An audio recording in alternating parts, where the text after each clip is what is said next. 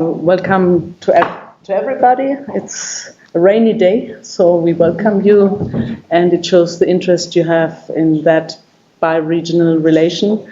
First of all, I would like to thank Martina Lindorfer and Wolfgang Haider, whom I'm not sure where he is now, but he will come. Why? Because they did organize this event, and there's a lot of work always behind organizing public events. It's a already good tradition for the EULAC-FOCUS project to combine their regular project workshops with public events in order to enter in a dialogue. And we did so at the first workshop in Berlin, then in Quito, in Buenos Aires, and now in Vienna. But maybe those of you who are here from Vienna, you are wondering, what does this mean, EULAC-FOCUS? So I would like to start by presenting briefly the project. First of all, it is an European Commission financed project. It is financed by Horizon 2020. And in my opinion, it's a quite interesting project, and I will give you the reasons why. First of all, because of the composition of the consortium. We are 19 institutions, 10 from Latin America and the Caribbean, 9 from the European Union, working together, which in itself is an interesting exercise. I will now name this institution, most importantly the University of Barcelona. Why? Because it's coordinating the project, and the coordinator is Ramon Torrent, who is sitting there. Then the Instituto Italo-Latinoamericano of Rome, Mecenas from Pilsen, Czech Republic, NWO, Nederlands Organisatie voor Wetenschap. Oh, yeah, who have, thank you. NWO, NWO. The Hague, Netherlands. The OEI, Organización de Estados Iberoamericanos para la Educación, la Ciencia y la Cultura. SAMUI, France, who has the technical organization. The Deutsche Zentrum für Luft- und Raumfahrt, Bonn, Germany, the Ibero-American Institute, the institute I'm working, and the Zentrum für Soziale Innovation, where Martina and Wolfgang are working, CSI Vienna. And from the Latin American and the Caribbean side, CISUCA, what's that? The Consejo Superior Universitario Centroamericano, Guatemala City. MINCIT, Ministerio de Ciencia, Tecnología e Innovación Productiva of Argentina, Buenos Aires. PUC, Pontificia Universidad Católica del Perú, Lima. CENESIT, Secretaría Nacional de Ciencia y Tecnología, Quito, Ecuador. UBA, Universidad de Buenos Aires. Universidad de Chile, Santiago de Chile. YACHAI, Universidad de Investigación de Tecnología Experimental, Quito, Ecuador. UNAM, Universidad Nacional Autónoma de México. Universidade de São Paulo, Brazil, University of the West Indies, Kingston, Jamaica. So all of you who have listened carefully, you would not only see that this is a huge group, it's a nice crowd, but it's also one going beyond the classical actors in a European Union project. It's not only universities and non-university research institutions, also funding agencies, what is quite interesting, and I would say unique, and also bridging institutions like the OEI and the Italian Institute for Latin America. So that is one of the interesting aspects, and the other aspect is that we try to connect in our analysis 3 dimensions that normally are analyzed in parallel tracks and are not highlighted when you look at the bi-regional relations often. This is the social dimension, the scientific dimension, and the cultural dimension. Normally, we talk about the bi-regional relations from the economic and the political side, and of course these are important, but we are addressing in our project also the social, the cultural, and the scientific dimension. And these are thematic work packages, and we also have cross-cutting work packages connecting those thematic analyses. The Ibero-American Institute I'm representing, we are analyzing cross-cutting topics, mobility, inequality, diversity, sustainability, but we are also developing, this is another work package, a vision building process. Why? Because if you may have noted, EULAC-FOCUS, you have European Union, Latin America and the Caribbean, and you have FOCUS. Because the main rationale of the project, the starting project of the project was the assessment that we have at the moment quite a huge fragmentation of the political spaces and institutions related to Latin America, the Caribbean and Europe. And the main outcome, the main objective of our project is to give focus to these EU-CELAC relation by policy recommendation, analysis and policy recommendation.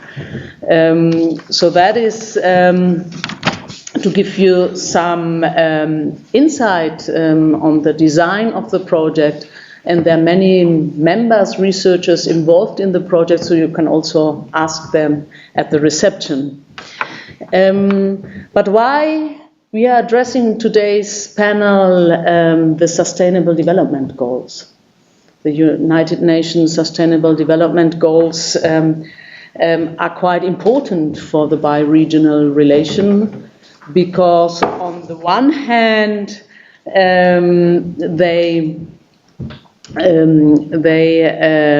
both regions, that means European Union, but also Latin American and Caribbean countries played a huge role in developing those Sustainable Development Goals, but at the same time they're also addressing problems, challenges that are of importance for both regions, taking into account the scientific, the cultural, but also the social dimension. And so what we decided, what Martina Lindorfer and Wolfgang Haider decided was to organize an event to discuss how they're framing these relations. And we are very happy that we could, that we have the participation of very outstanding experts on this issue. And I would briefly like to introduce them. Will start with Karin Fischer. She is the head of the Department for Policy and Development Research at the Institute of Sociology at Kepler University Linz in Austria, and she chairs the Mattersburg Circle for Development Studies at Austrian universities. You later might give us some ideas, those who are not from Austria, what that circle does. Her research is focused on class formation and uneven development and historical and transnational perspectives. Her areas of interest include North-South relations, theories of development, neoliberal transformation and global commodity chains, and her regional focus in research and teaching is on Latin America, and she has a huge international experience on teaching publications and also research stays in Latin America. I would like to continue with Alan Cobley, who is a member, an external expert of our transsectorial board. But that is not the only interesting part of his biography. He's graduate of the University of Manchester, the University of York, and the School for Oriental and African Studies in London.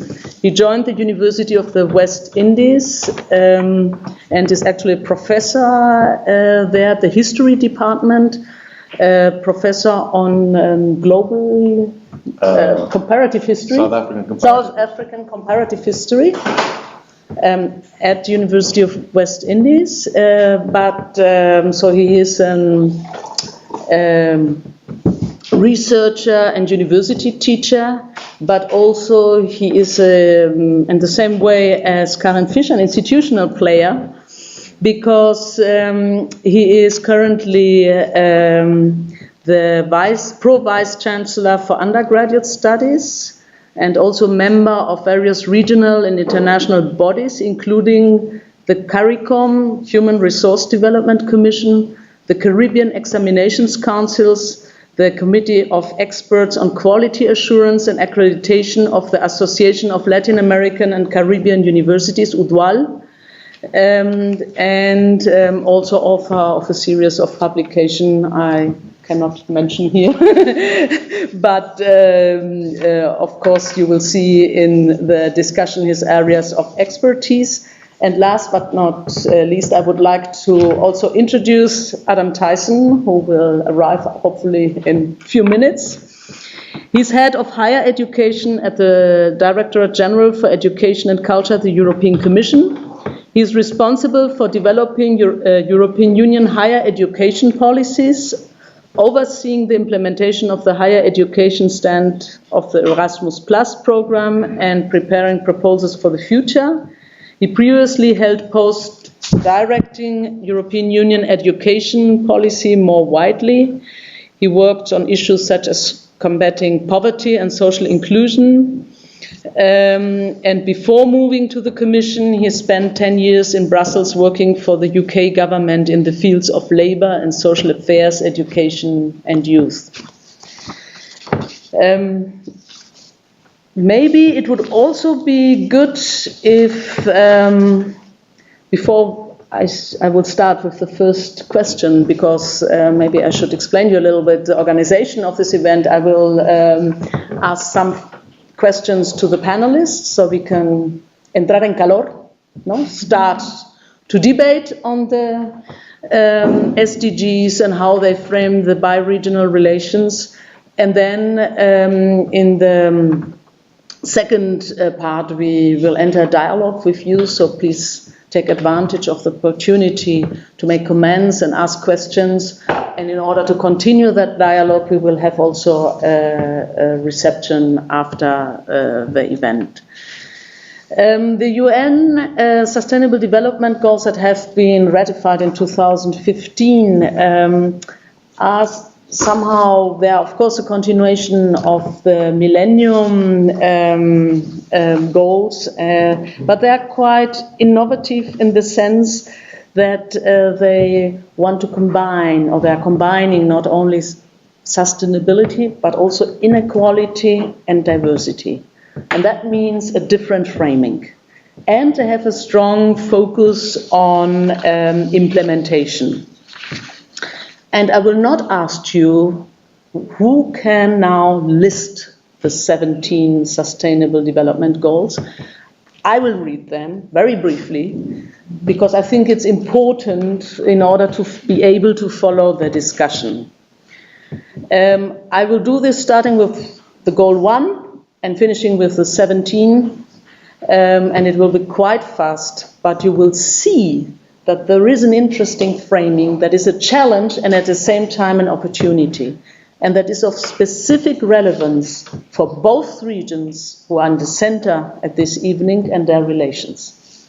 No poverty, zero hunger, good health and well-being for people, quality education, gender equality, clean water and sanitation, affordable and clean energy, decent work and economic growth, industry, innovation and infrastructure, reducing inequalities, sustainable cities and communities, responsible consumption and production, climate action, that means urgent action to combat climate change and its impact, life below water, basically conservation and sustainable use of water and the oceans. Hello, welcome. Life on land, that means also conservation and sustainable use. Peace, justice and strong institutions. And the 17th goal says partnerships for the goals, what means implementation. So My first, and thank you for rushing, because we already announced that this was difficult flight and a lot of delays. So I took the freedom to already introduce you, and then later you can ask what I have told people about your life. It's true. And we will directly start now. And my first question to the three of you would be, why the UN Sustainable Development Goals are so important for the future of the European Union and Latin American Caribbean relations. What are their main potential and what are their main challenges? I do not know who would like to start. Maybe you decide, because so you can relax. Okay. If I may. Yeah. First of all, thank you to Martina and Wolfgang for arranging this event, and to Barbara for inviting me. And I should explain that I'm not Hebe Besuri. Okay. I forgot that. I only say that because, as a late substitute, I have an excuse if I don't sound too coherent. So I apologize for not being Hebe. Let me tell you something a little bit about my university, just to begin, if I may. The University of the West Indies is one of only 2 regional universities in the world. The other is the University of the South Pacific. My university has 17 contributing countries. We have 4 campuses, one in Barbados, one in Trinidad, one in Jamaica, and an open campus, which is in all the other territories. We have about 40 university centers around the Caribbean. We have about 50,000 students. About 13,000 of those are postgrad. Now, one of the huge advantages of the University of the West Indies in this project, as you notice, the language of the project is English. Mm-hmm. But we are the only English-speaking institution. And I want to thank EULAC-FOCUS for making this concession to this English-speaking university. The other thing I wanted to say is thank you to Vienna for the Caribbean weather, which I wasn't expecting when I came. I have all my pullovers and coats and so on, which I brought, expecting to be cold, and I have been very nice and warm. So thank you. Yeah, it must be climate change. I don't know. Okay. Anyway, let me respond to Barbara's question. The Sustainable Development Goals. They do provide a very valuable framework for EULAC relations to 2030, partly because of the emphases of the goals. And there are 4 sort of interrelated critical approaches that are very important in framing the goals. The first is they talk about an integrated approach to economic, social, and environmental issues. So the idea is that you coordinate across these issues. Secondly, it recognizes the need for special attention to developing countries, small developing countries, including small island developing states. So naturally from the Caribbean, that is an important concession for us. Thirdly, in framing the goals, they have focused on ensuring that there is an ethical framework embedded in it. And so the UN Declaration of Human Rights and so on, part of the guiding principles for it. And again, very important for us in maintaining democracy and all of those issues. But the other critical framing concept, which is part of the SDGs, is the idea of partnership. If you read the preamble to the document, it talks about the 5 Ps: people, planet, prosperity, peace, and partnership. But I want to speak just about partnership. And let me quote you what it says. It says that one of the guiding principles is, quote, a revitalized global partnership for sustainable development based on a spirit of strengthened global solidarity, focused particularly on the needs of the poorest and most vulnerable, and with the participation of all countries, all stakeholders, and all people. So, from the perspective of the bilateral relationship of EULAC, we can argue that our project is looking at a subset of that global partnership for sustainable development. And it will allow us to develop within this context of a bi-regional relationship targeted interventions in support of the Sustainable Development Goals across the 3 dimensions that Barbara mentioned. So I think from the perspective of the framing of the Sustainable Development Goals, they are highly complementary to what we're trying to do in EULAC-FOCUS, and the way we're trying to evolve the relationship between the EU, Latin America, and the Caribbean. And one other thing I should have said perhaps at the start, and I'll say it now. I see my role on this project as making sure the sea part of LAC is not forgotten, that the Caribbean is a fundamental part of that broader region. And as my friends here who are engaged in the project will know, I bore them by reminding them constantly that the Caribbean should not be forgotten when you're talking about Latin America and the Caribbean. Now, in terms of challenges, however, there are a number which are making it difficult for us to realize the potential of this relationship, and will be challenges as we go forward, looking over the agenda to 2030. The first I would mention is to do with the issue of capacity. If you look at Latin America and the Caribbean in general, but especially the smaller developing states in our region, we have very poor baseline data in the first place. Our data collection is not good. If you look at many of the data from the World Bank and from other institutions, the Caribbean Development Bank, often they are years out of date because the collection process for that data is not good. And by the same token, our reporting mechanisms in following up on the implementation of projects and so on, not good.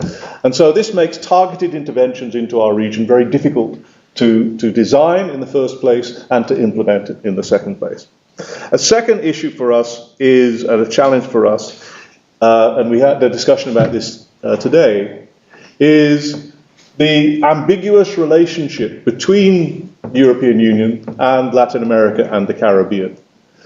Our project is talking about strengthening that relationship. But certainly from a Caribbean perspective, we have a sense that that relationship is far from secure.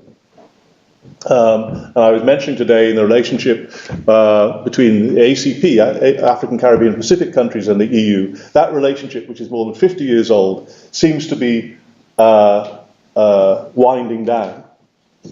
So for us, a potential issue and a challenge in working through this project is the disengagement of the EU to some extent from Latin America and the Caribbean. And on the other hand, and a related challenge, in Latin America and the Caribbean, we have not developed strong relationships across our region, which means that we act in concert and that we can make a case for ourselves in this relationship in a coherent way. The other thing that I would mention as a challenge is in developing interventions, targeted interventions with respect to the SDGs in our region, in our bilateral relationship, we are faced with a reality of unequal power. We have a situation where the power in terms of the financial resources, the expertise and so on, is weighted, if you like, towards the EU. And over the years, and this is part of the project, when we were reviewing the relationships that we have had over the years in this relationship since 1999, since that period, many of those projects have run into the sand, have not delivered as we had hoped, largely because the projects have been developed, designed, and implemented from an EU focus. So the Latin America and the Caribbean has not been able to guide that process, to engage in the dialogue in a way that it would like to do, to develop a genuinely collaborative approach to development. And that is something that I hope this project will address, that it will redress, if you like, that unbalanced power relationship, so that Latin American and Caribbean countries can genuinely work as partners with the EU as we address the Sustainable Development Goals and as we work together through them. So thank you very much. I don't know whether you would like to continue? Yeah. And then thank you very much. Thank you, Martina. Thank you, Wolfgang. Thank you, Barbara, for being here and being invited to this excellent group of researchers. I'm really honored to be with you here tonight. I'm sure you're distinguished researchers in your field. And well, not to keep the secret of the Mattersburg Circle, I will say a few words on that. Mattersburg is a small, important town in the eastern part of Austria, and it is a platform for researchers and teachers, university teachers, engaged in development studies, critical development research. And we often discuss to change our name because Mattersburg, what's that? I mean, nobody knows what it is. But anyway, we kept the name, and we are the Mattersburg Circle, and please feel invited to visit our website. We are publishing a journal on development studies. It is here, the JEP, Journal on Development Policy, the red one here. And please visit us. It is an open access journal, and you're invited to bring in your thoughts, your ideas for special issues, write and edit a special issue too, so please visit us at the homepage. We are called Mattersburg Kreis Circle, Mattersburger Kreis. You will find us, I'm sure. Okay, that's enough about that. Thank you for your comments on the Sustainable Development Goals. I agree, I completely agree with you, and this gives me the opportunity to be a little bit more concrete maybe. Or say just one point on the Sustainable Development Goals. I find it extremely important that it addresses the developing world and the developed world, so to say, the periphery, the center, the third world, and our Western Hemisphere. And I think this is a big progress compared to the foregoing Millennium Development Goals. It is a really a global program, and it is really important, addressing both sides of the globe, so to say. Yeah, so going a little bit into detail, what do I find important or interesting in terms of research? Because I was asked to give a short input or to deliver some ideas about collaborative research, and I really honor the way you are doing the research, because most of the projects are, as you said before, characterized by unequal power relations, and often it is research on Latin America by Western researchers or European researchers or US researchers on Latin American societies or communities, and this is really a great endeavor to do it jointly, to do it collaborative, and I really congratulate this kind of research framework you have developed. Let me say a word before I enter into particularly two development goals about a very important subject concerning the EU-Latin American relationship, and this is slavery. Let me say just one word about that, because there is a big project financed by Thyssen. I think you know more about it. It is situated at the Free University in Berlin, at the Latin American Institute, and it is about slavery and redressing historical injustices in the Caribbean. And I find that extremely important, and Germany at least financed this huge project. It is about, it deals with claims for slavery reparations raised by the CARICOM, the Caribbean Community, Reparations Commission and Caribbean states since 2013, and they appeal to European governments to take responsibility for committed crimes against enslaved Africans and their descendants. And a central aspect of this project is the reparatory justice framework. I don't know if you heard about that, the reparatory justice framework. And a central point is that it links current social economic problems in the Caribbean region to long-term patterns of inequality caused by colonialism, exploitation, slavery. And I find that extremely important to address this subject. Although the UK will leave the European Union, there is still France and the Netherlands, so this is definitely a subject to study, I think. With regards to the SDGs, I find Latin America extremely interesting. It was a kind of, at least in my research biography, a kind of laboratory. As you said before, I researched the neoliberal reform on the continent in the 1980s. And Latin America was definitely a laboratory for neoliberal adjustment policies. And it was extremely enriching for me to study that. I was a young student and I was delving into these kind of programs and the measures implemented in different countries under different circumstances. But I learned a lot about neoliberalism and what it does to communities and societies. And when saying laboratory, it clearly comes to our mind that the European periphery is now suffering quite the same. So it is very interesting to have this kind of experiences 30 years ago, 20 years ago in the Latin American countries to learn about that. What are the outcomes of structural adjustment and neoliberal reform? Who suffers and who wins? So this is one important point.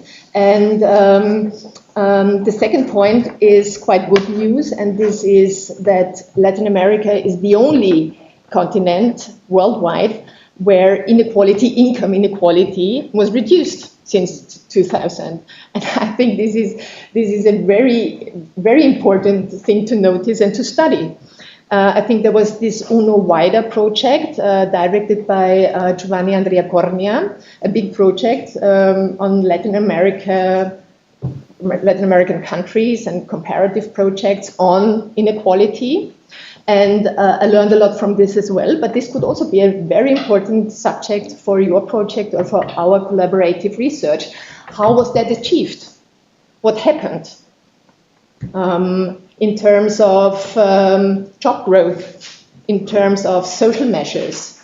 So what happened the last 20 years or so that this goal, the reduction of income inequality, could be achieved? And we all know that in other world regions, and in Europe of course as well, we are confronted with the opposite trend, with raising income inequality. So the SDGs address inequalities. It is goal number 10. So I think this is a wide field of research that really empowers us as researchers, but also as political subjects, to deal with one of the most important things concerning social development in a broader sense. And the other thing is decent work and economic growth, I think. If you look at Brazil and also other countries, this was a major theme for the left-wing governments to raise minimum wages, to create decent work, to regulate work. If you think of the care workers, for example, and how to manage economic growth together with ecological concerns, together with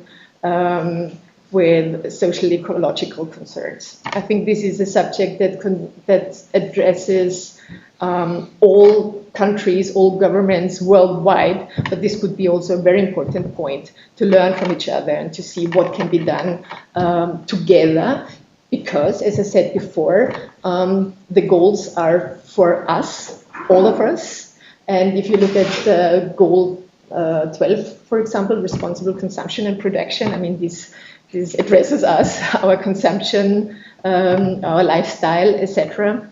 So I think this could be a very important point, also addressing ecological questions, and that could be a subject theme for the second round, maybe. As I heard, there are quite a lot of people engaging in this subject theme about ecology, sustainability, etc. So I think that would be a subject to delve into a little bit deeper in a second round or maybe afterwards. Thank you. Thank you very much. Adam Tyson, what is your perspective on the Sustainable Development Goals? Thank you very much indeed, Barbara. Thank you very much for the invitation. I'm sorry that I was delayed by some sort of Götterdämmerung, I think, that we had this afternoon here in Vienna. It seems lovely now, so I don't know what happened. The Caribbean effect, obviously. I think the first thing that I want to say is that the Sustainable Development Goals influence almost everything that the European Union does. And I mean, that's quite a bold statement, but if you look at proposals which are coming out of the European Union at the moment, ready for the next financing period, which will start in 2021. So there's lots of proposals coming out for the new Erasmus program, for example, so the focus on Sustainable Development Goal 4 there in terms of how do we deliver in Europe, but also internationally, the right to education. If you look at the proposals which will come out next week on our international relations on development aid and on cooperation with industrialized countries, you will see that all of the activities are structured according to the 5 Ps that we've already heard about, very clearly focusing on those goals.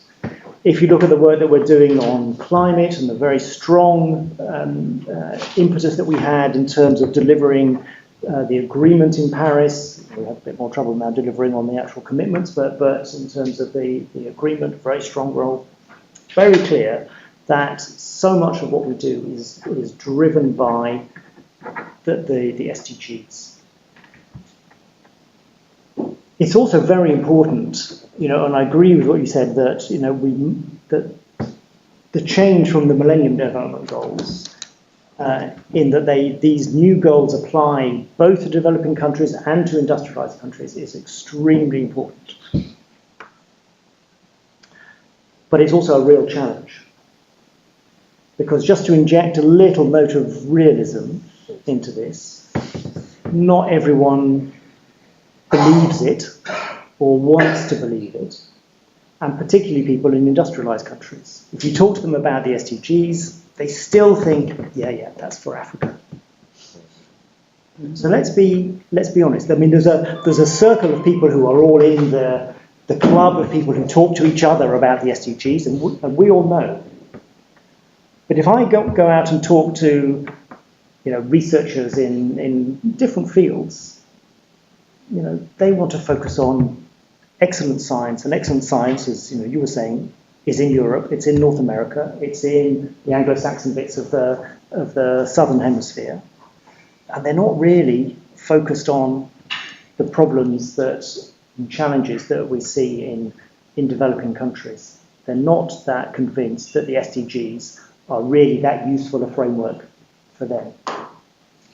Sometimes they see it as a bit of a bureaucratic hurdle, so that when they see that we put into all of our calls for proposals that we want people to focus on and show how they're contributing to the achievement of the Sustainable Development Goals, they go, oh God, do we really have to do this with our proposals? There's nothing to do with it. Okay, we'll change the presentation, so we'll show you how to do it. And we get a sort of lip service to it.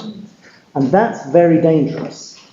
That's very dangerous, because that's when we start to see the disconnection and the breakdown between the different parts of the Sustainable Development Goals. We don't get the integration between the 5 Ps, which is so important. Now, how do we deal with that? It's really very difficult. And I think that we have to, from a research point of view, and remember that I'm coming from a research background, not a development cooperation background, we have to be able to attract researchers to the goals that we want through their own perspectives, which means that we have to focus on the problems that they are interested in, whether it's antimicrobial resistance or neglected communicable diseases or renewable energies, and show to them that there is a real advantage to them of cooperating with countries that they wouldn't normally think of first of all. And from my point of view, as responsible for cooperation with the Americas North and South, Latin America is a really, really interesting case, and one which is full of potential, because it is just so varied. It is so varied. So it still has some of the poorest people in the world, despite the fact that we've reduced inequality.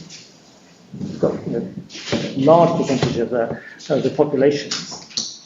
And yet at the same time, we have industries which are really at the forefront of their technologies. And if you look at Embraer in Brazil, in aviation, and all the work they're doing on probably don't need to know about this, but on dealing with the formation of ice crystals on jet motors, really at the breakthrough end of science. So we have such variation between, in terms of the capacities of different countries, but even within countries, that you have real potential as a researcher of testing your hypotheses in very different environments in an area which is largely, except for bits of the Caribbean, Spanish speaking. Large part of it Portuguese, but they also understand Spanish. So there's a real opportunity for working with Latin America and the Caribbean. And I'm very interested to hear you use the words, the disengagement of the EU in Latin America and the Caribbean, because that means I'm not doing my job right. So it's important for me to know that that's what you think. I started doing this job in January of this year, so I'm very new. I used to work on higher education policy before, so it's linked, but not the same.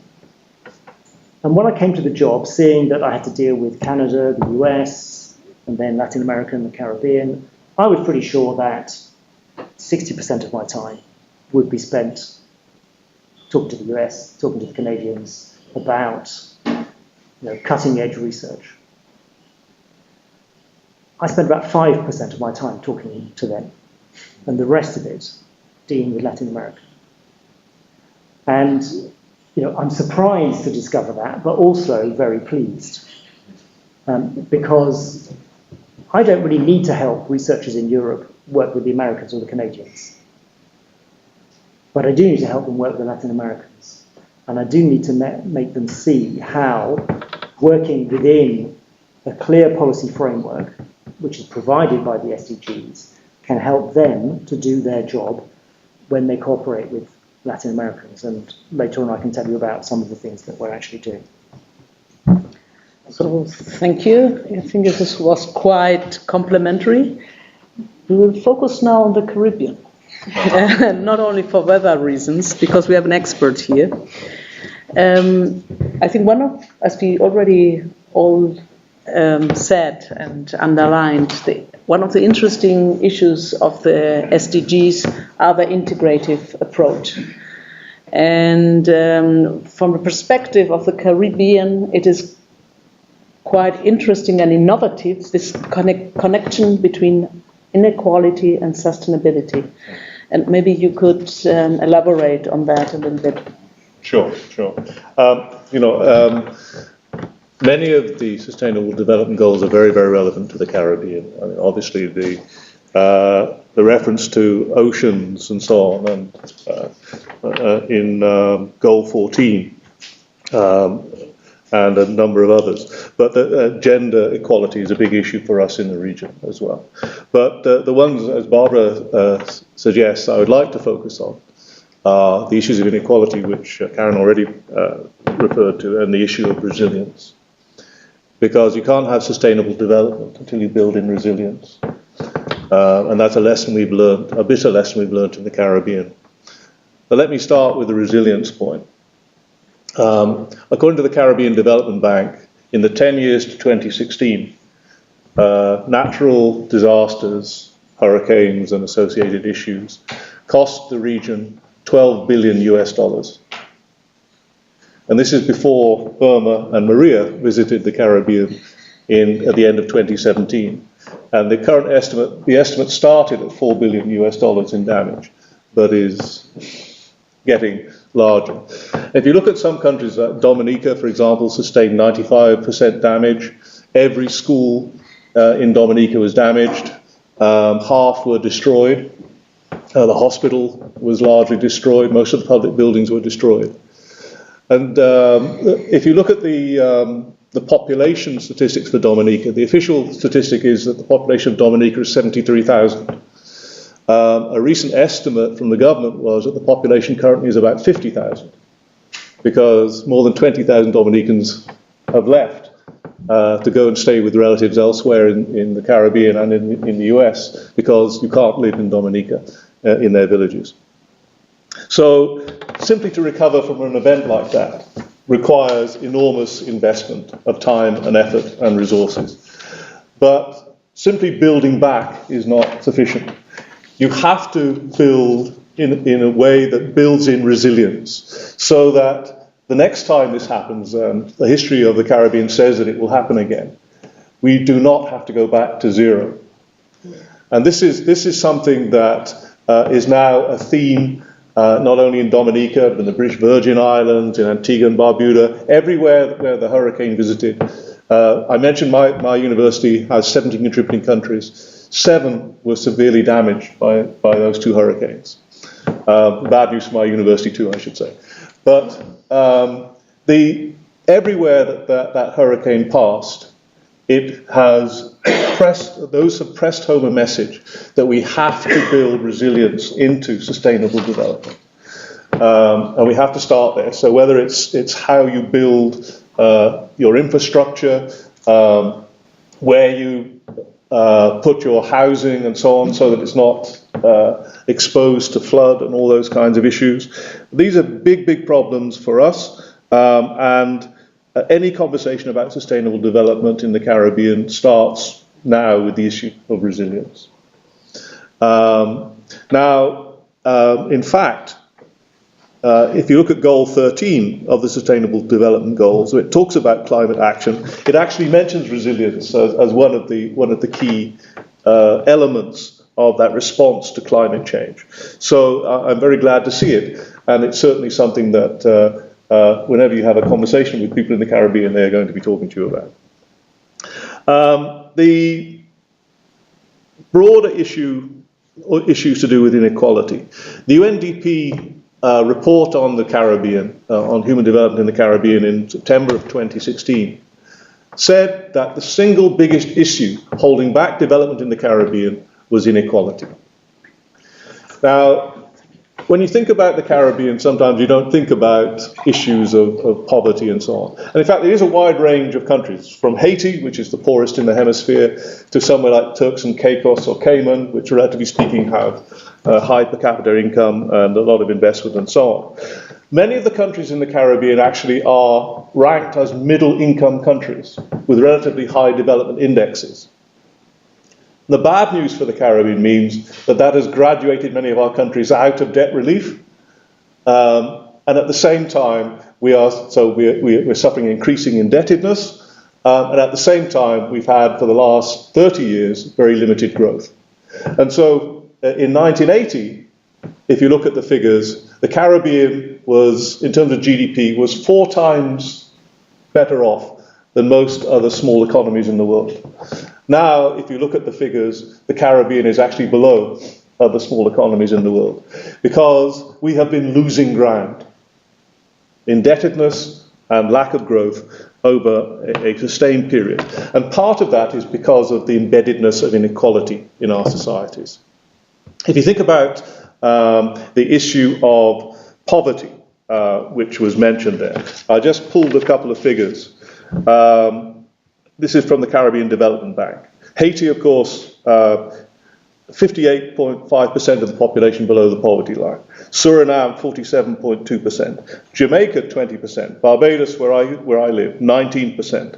Grenada, 37%. Guyana, 36%. Belize, 18%. So if you look at across the Caribbean, even though we're talking about middling income countries in theory, there are intractable pockets of poverty that have sat in those societies and have actually grown somewhat over recent years, certainly since 2008, 2009. Youth unemployment in CARICOM, the Caribbean community, ranges from 18% in the best countries, if you like, to 47, 50% in many of our countries, like Antigua and Barbuda and other places. So we have serious issues in terms of pockets of poverty, which are holding back our development. We also have problems associated with lack of growth and lack of sustainable employment, which is affecting our youth. And another issue, which is fundamentally important to me, is to do with education. As mentioned, I'm on the Caribbean Examinations Council, which is the examining body for the English-speaking Caribbean and for 1 or 2 other countries as well in the region. But one of the statistics the Caribbean Examinations Council published recently was that 60% of our school leavers, 16-year-olds, leave with 0 qualifications from our schools. So even though the Caribbean has largely succeeded in compulsory primary education and secondary education up to 16, the bulk of our school leavers are leaving school with no certification. And something like just under 10% of our school leavers are minimally qualified to go into the tertiary education sector. And that is one reason why the Anglophone Caribbean has the lowest rate of enrollment in tertiary education of any region in the hemisphere. We are somewhere around 15% for the cohort 18 to 30. Now that means that as a driver for development, we know that tertiary and higher education, if it is properly coordinated with the human resource development sector, can drive development, improve the quality of life across our region. So long as we cannot broaden access to higher education, to tertiary education, so long as we are not able to provide more pathways through the education system from primary through to tertiary for our young people, we are going to see a continuing pernicious grip of inequality on our societies. So long as you have limited access to the tertiary sector, you have a reinforcement and a reproduction of elites. And that creates not just pockets of poverty and hopelessness, youth who can't find employment, it also creates the potential for crime and violence, which is a critical issue in many of our societies. In Trinidad, the murder rate is going to set another record this year. In Jamaica, some people talk about Jamaica and have done for years as a failed society because of the challenges of crime and violence in our societies, which is fueled, of course, by drugs and related gangs and so on. But all of these issues are related. And unless we can meet these challenges head on and target initiatives that will turn around this situation, the view from the Caribbean is that we will continue to lag behind and we will continue to lose ground. And so the Sustainable Development Goals that speak to us about tackling inequality, about quality education and improving access to education, that is Sustainable Development Goal 4. Sustainable Goal 8, which talks about decent work, access to full and productive employment. These are not just words for us. These are fundamental to the quality of our life and the capacity of our region to be part of a developing and, we hope, prosperous world. And of course, all of those things impact also on our capacity to build up and preserve and develop our environment, to access issues to do with clean water and so on. All of those things are related. And that's why the Sustainable Development Goals are such an interesting set of objectives, because what they do is they are purposely interlinked, and they're designed to be taken not individually, but as a collective. And the final thing I'll say, and I know I've talked too much, Barbara, it's the lecturer mode I get into sometimes. If you look at SDG 17, SDG 17 talks about, where is it here? Partnerships for goals and implementation. In fact, 17-18, I noticed, talks about implementation. And the truth is, especially for small developing states, small island developing states included, but small developing states across the Caribbean and Latin America, implementation deficits mean that even where we are getting targeted initiatives, we are unable to benefit from them to the fullest extent because we do not have the capacity in terms of the technical expertise, we don't have the reporting mechanisms, so I mentioned before, to implement projects effectively without support. And so all of the other Sustainable Development Goals and their laudable objectives will not be achieved unless we focus on the issue of implementation in the developing world and find new ways of partnering with these societies so that we can move forward together. So thank you very much, Karen. I think Alan addressed the dilemmas of development from a Caribbean perspective, but one could this extend also to other countries of Latin America and also of Europe. So I would like to ask you if you could mention some of the main critical points of the development agenda between Europe and Latin America and the Caribbean, and also maybe address alternative models. Well, difficult question, but anyway, I want to support your point about education.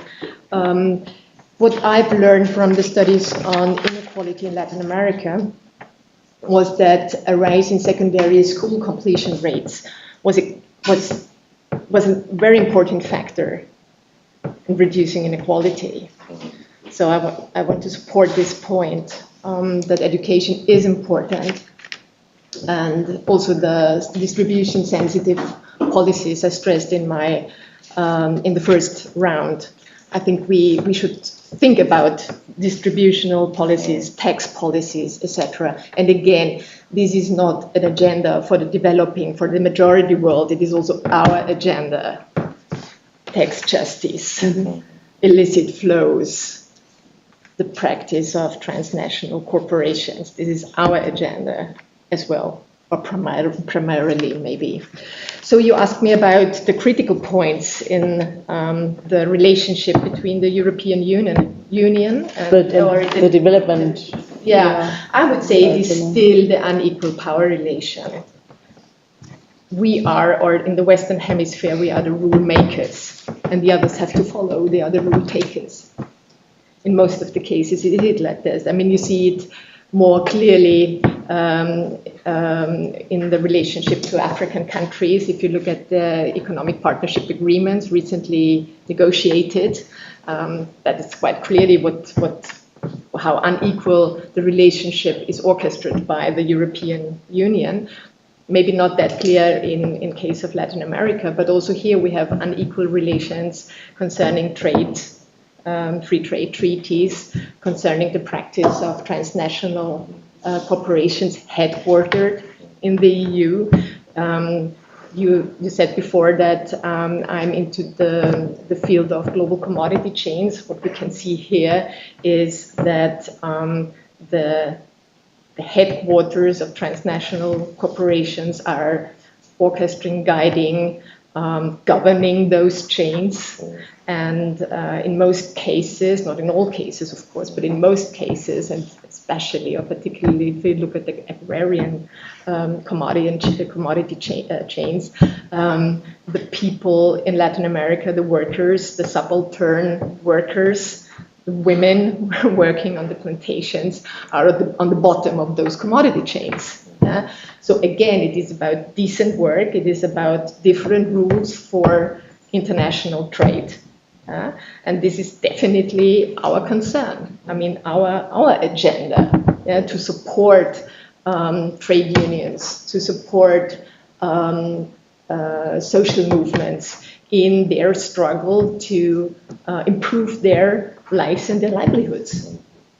So, to summarize, it is about power, and it is about unequal power relations, I would say. Thank you. Alan and Karen, they stressed education. And you come from the education sector of the European Commission, and you are now in research. And I think that is a quite interesting move, and you addressed that already in your first comment. I would like to know a little bit more how, looking at the project for the creation of the European Union CELAC Common Research Area, maybe you could tell us a little bit more how this SDGs fit into that project. Okay.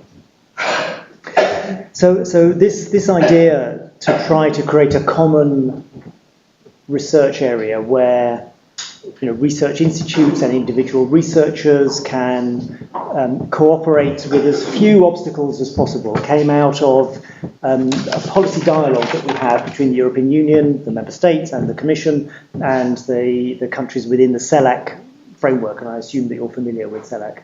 Yeah. And so the idea was that we should try to tackle some of the barriers. So barriers that are, for example, in the field of researcher mobility. So how easy is it for researchers just to do things like get visas to be able to study in the other areas? How can we use European programs, the Erasmus program that I used to work with, the Marie Curie researcher exchange program, mobility program. So using them in a more targeted way in order to create a flow of ideas between the two regions. We wanted to look also at some of the sort of the basic framework conditions for research to be able to take place. So you talked, Karen, about Europe being, or the West at least, being the rule giver. But in some cases we need rules, like on the protection of intellectual property, in order for that cooperation to take place, whether it's at an industrial level or a researcher level, so that we know that the work that we're doing is actually going to bring the benefits that we want and they're not going to be lost, which is why we don't do as much as we could with some parts of the world, like China, for example, because we don't have those certainties in place. So research conditions, IPR, framework. But when it comes down to the specific things that we need in place, the facilities that we need in place, one of the big challenges that we have is the research infrastructures that we have on the two sides. Now, we know that in Latin America, there are some very, very special and in some cases unique research infrastructures. Some of them Earth observation, obviously, in Argentina and Chile, but also things which are much more intangible, like the biodiversity databases, because lots of research infrastructure these days isn't physical anymore. It's all about data. And the Brazilians, for example, in the Amazon basin, they have amazing databases of biodiversity, which we simply don't have in Europe. And it's a question of trying to find arrangements where we can share access to this infrastructure, where we have common rules about how you can have access to it, how you have to respect that infrastructure, how you use it in your articles, how you report on it, how you credit the infrastructure managers and all of that, and how you have common rules just on the management of the infrastructure itself. And then the third area of the common research area is focused on trying to promote cooperation on issues which are clearly of common interest to the EU and to Latin America and the Caribbean.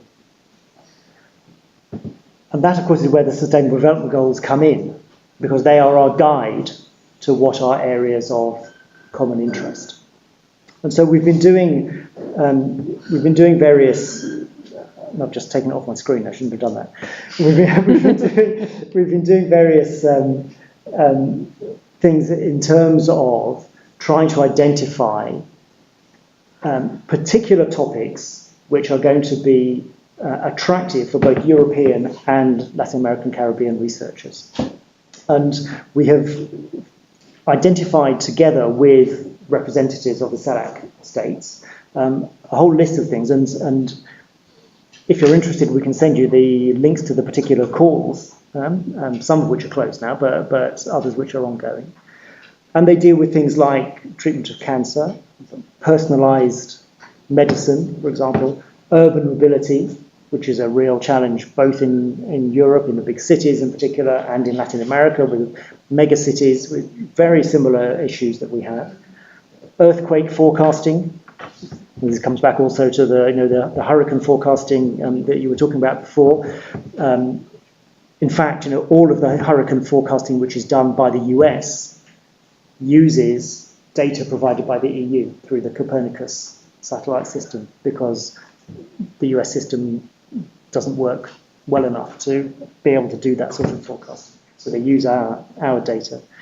Things like neglected infectious diseases, something we find very difficult to do here in Europe. We need the in vivo trials, if you like, in Latin American, Caribbean countries. Air quality issues, the impact of transport, low emission freight transport, bio-based fertilizers, lots and lots of issues. Antimicrobial resistance, I mentioned before. So lots of issues where we see that there is a clear interest in getting our researchers to work together. How do we do that? Well, when we publish the call, we make clear that either it's compulsory to have partners from Latin America in your European project, or we say that it's highly recommended, which means that they go out and look for them because they know they'll get a preferential mark if in their evaluation if they have those partners. And at the same time, we will automatically fund partners from most of the Latin American and Caribbean countries, with the exception of Brazil and Mexico, because they are the countries which, as you say, have graduated from low and middle income status in terms of the OECD classification. And you can ask whether that's right or not, but nevertheless, those are the rules. In those cases, in the case of Brazil and Mexico, we have reached agreements with the funding agencies there that they will fund the partners in successful bids for those projects. So this is a very important framework for our cooperation. And when we look to the future and we try to identify what are the new themes which will be focused on, tomorrow the European Commission will make a proposal for its research programme for the next 7 years after 2020. And in that you will see that the Sustainable Development Goals are the driving force in terms of determining the areas that we will spend our money on. So we're going to make a proposal to pretty massively increase the budget for the research programme. So going from just under 80 billion now to over 100 billion for the next period. We'll see whether the finance ministries of Europe will go along with that proposal, but there's a lot of pressure from the Parliament even to go beyond that, so let's see what happens. Over half of that budget will target the SDGs. We'll present it in a slightly different way, so we're going to focus on a series of clusters, so we're going to group the SDGs together. So we're going to focus on health, we're going to focus on equal and inclusive societies, so Alan, you should be pleased about that. We're going to focus on digital and industrial areas. I mean, of course, that's about jobs of the future, so it's about employment. Climate, renewable energy, mobility, so the challenges of transport, in particular in the coming years. And then finally on food and natural resources. And of course, food security is an extremely important issue, one on which we've been working with Africa for a very long time, but there's also a scope for increasing the level of investment on that with Latin America. So I think that this is an extremely positive development in terms of the impact that the SDGs are having in a very practical way on the cooperation between the EU and Latin America and other parts of the world. We're not saying this is specific to Latin America, but there is an awful lot that we can do with them in different ways, depending on whether you are the excellent science hub, which is Sao Paulo, or whether you have very specific Central American issues about how do small-scale farmers get rid of the biomass waste on their farms and turn it into something useful like biogas or fertilizers or cosmetics, whatever, in order to get more value out of what it is that they're doing and reduce waste. So there are lots of bigger and smaller projects which can be brought together in that way. I want to mention just one other thing, and this is a sort of self-flagellation point, but which I think is important, which is that Europe tends to work, and I think many national governments also, tend to work in a series of silos. You have the development aid people, you have the education people, you have the research people, the health people, environmental people, and they're all in their own little area, and they have some contacts with each other when they're forced to do it, but it's not natural at all. One of the things that we really are going to try to do under the next financing period is to make sure that we exploit the synergies between what we are doing on the research side, and where we are talking about high-level science, and what our colleagues, who actually are just the other side of the courtyard from my office, I can see them when I look out of my window, who work on development cooperation, and what they are doing. Because I am not allowed to fund the capacity building of scientists or of scientific institutions. I only want the science, and I want it to be the best science in the world. They are not allowed to fund science. They can only fund capacity.